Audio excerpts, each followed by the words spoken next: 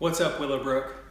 You know, when I was 14 years old, my parents divorced, and my mom and my brother and I moved from northwestern Indiana all the way down to Alabama to start our lives over. And honestly, at the time, there was nothing good about that. It was horrible. It was a terrible situation. And as I've gotten older, though, and I've been reflecting on what happened, I can actually see God's hand at work. I can see Him taking something bad and turning it into something good. I mean, after all, in Alabama, in this state, this was the very state where I decided to surrender my life fully to Christ.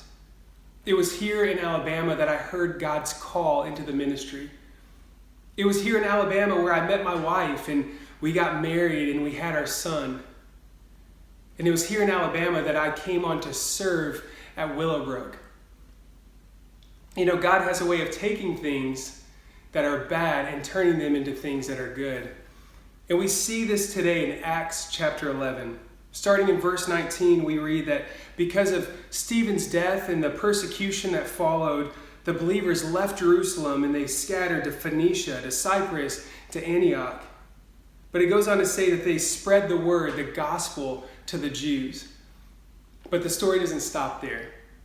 Starting in verse 20, it says that there were some men that went on to Antioch to speak to the Greeks and to share the gospel with the Greeks.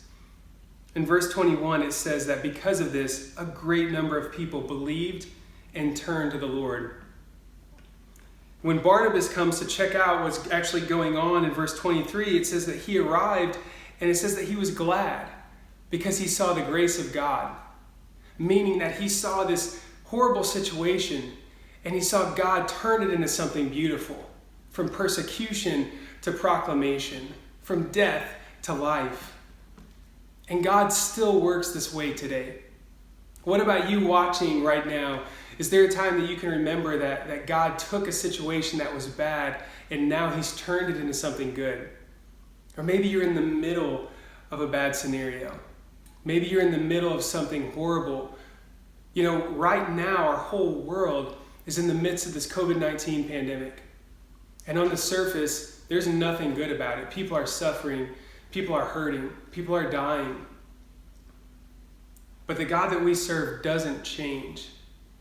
The God that we serve takes death and turns it into life.